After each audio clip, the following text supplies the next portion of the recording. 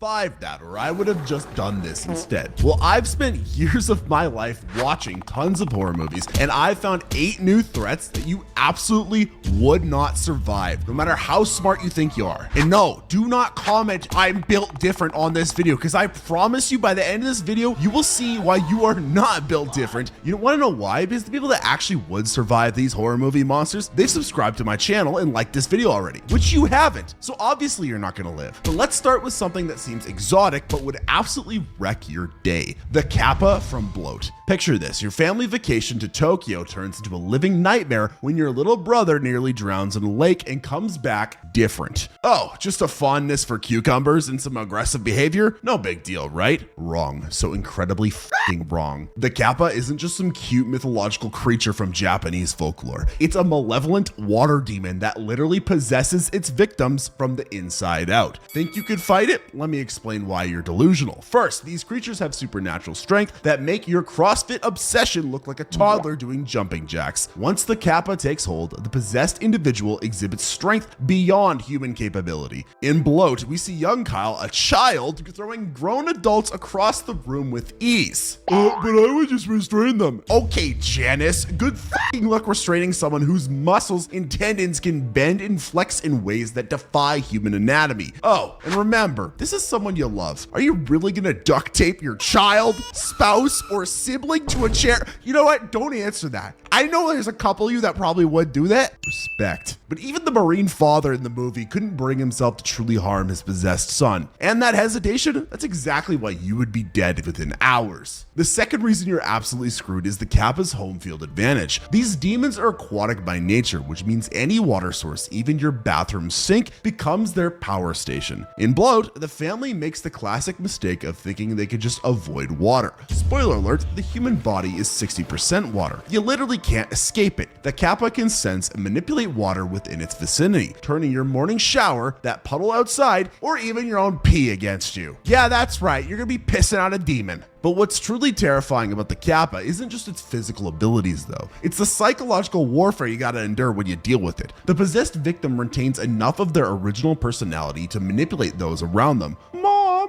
I'm scared, what's happening to me? 1 minute, then ripping someone's throat out the next. Your emotional attachment becomes your biggest weakness. And knowing myself, I get emotionally attached. I'm not gonna be able to stop a demon if it's taking over my child. Unlike a zombie or a serial killer that you can emotionally detach from, this creature wears the face of someone you love. When you really think about it, that's kind of beautiful, because love's important. Look to the person sitting next to you right now. Tell them you love them. And if nobody is sitting next to you, that's just a reminder that you're gonna be alone forever, just like me. And finally, there's the unpredictability factor. The Kappa doesn't follow human logic or patterns. In this movie, the family keeps thinking they've figured out the triggers or rules, only to discover they're completely wrong. You think you're smart because you've seen every horror movie and know all the tropes? Well, the Kappa's been around for centuries, pal. It's seen every survival.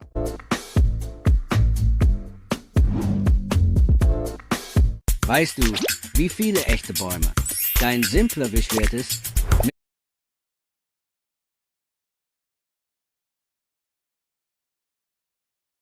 Mit TikTok Pro wird Unterhaltung zur Kraft fürs Gemein.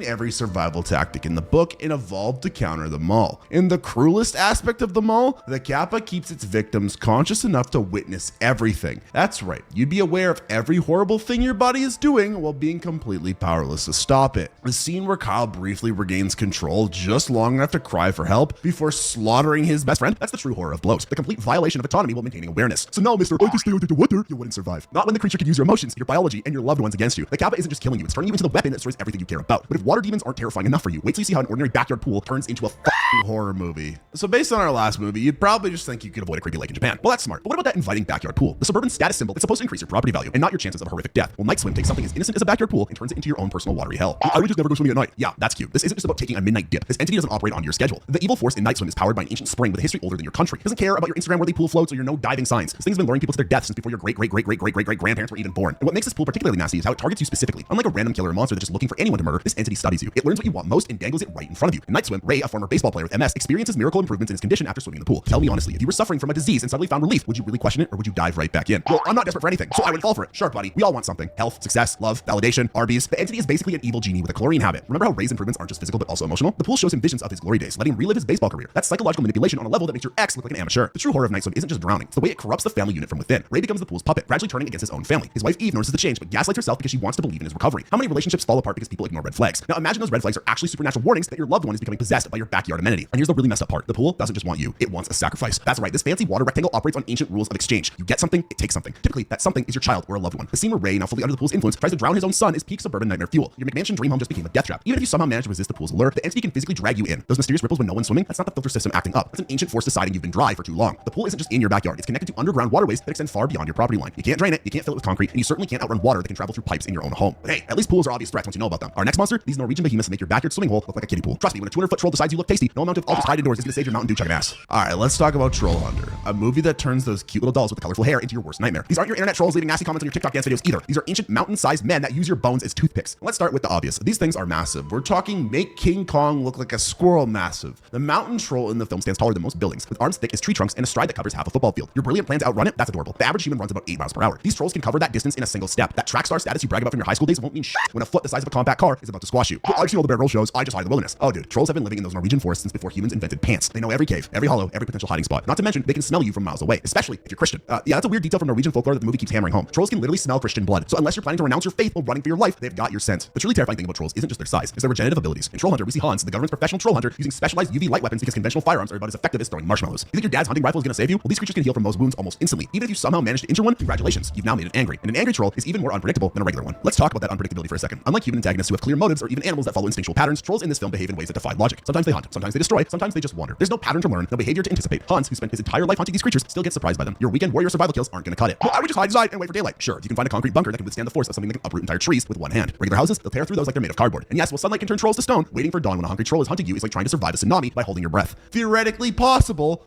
Giant, ugly, hilarious predators are the ones hiding behind a smile and a cup of tea. Set in 1919 Copenhagen after World War I, this horror hits differently because it plays on our most basic human vulnerabilities: desperation and trust. I'd spot a killer right away, you say, sitting comfortably on your couch with your snacks right now. Sure you would, Sherlock, just like the countless vulnerable women who trusted Dagmar with their newborns and never suspected a thing. When you're a young mother, abandoned by society, desperate for work, and someone offers you shelter and employment, you don't exactly run a background check. What makes Dagmar truly terrifying isn't just what she does, but how methodically she does it. She doesn't lurk in shadows or too close.